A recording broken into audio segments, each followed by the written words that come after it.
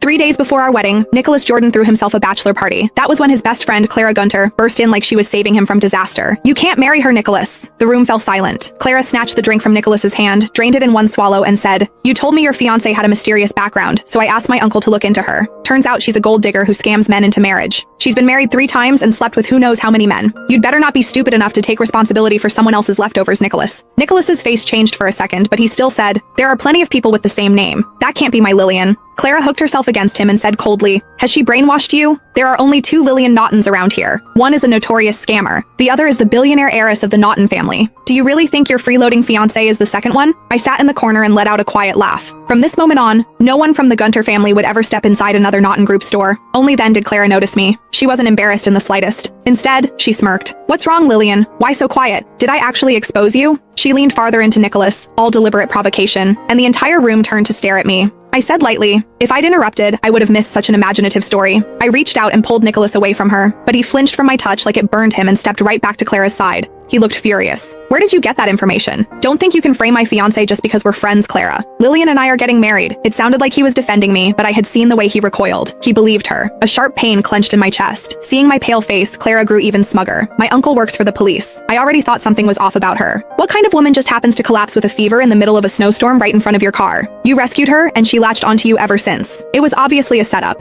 I didn't want to see you get conned, so I had my uncle run her ID. And what do you know? Lillian is a notorious marriage scammer." The room erupted in whispers. Clara held up her phone. "I went through all this trouble for you, and this is how you react?" Nicholas grabbed the phone and stared at the screen. The name on it was Lillian Naughton. Just like Clara said, there were 2 people with that name. One the heiress of the powerful Naughton family, the other an infamous gold digger. The system was updating, so neither profile showed a photo. The atmosphere around Nicholas turned ice cold. He slammed the phone to the floor. "There isn't even a picture. Maybe she really is." His voice cut off. He seized my wrist and demanded, "Tell me the truth. Did you collapse in front of my car on purpose that day, Lillian?" My wrist throbbed, but it was nothing compared to my chest. I had planned to tell him at the wedding that I was the heiress of the Naughton family in Halport, and that I would approve the Jordan family's business proposal with Naughton Group as my wedding gift. Now, after a few rumors and no proof at all, this was what I got. I forced out, "You don't believe me?" The whispers around us only grew uglier. She was obviously caught. The first time they met, she collapsed in front of the Jordan family's limited edition Rolls Royce. He's marrying her without even checking her background? Mr. Jordan bought her so much jewelry, she barely wore any of it. Did she pawn it? Then someone sneered, "Just look at her face. She probably got plastic surgery just to trap rich men." Clara hit Nicholas on the shoulder in frustration. "You're blinded by her looks. How can you still doubt me with all this evidence?" "Fine. Go ahead and let her ruin you. Women like her love fools like you." I had tolerated enough. I said coldly, "Watch what you say. Defamation can send you to jail. And what makes you so sure I can't be the heiress of the Naughton family?" Nicholas took it as a threat. He shoved me hard enough to make me stumble, his eyes dark and hostile. "How dare you threaten Clara in front of me?" Then he turned and said,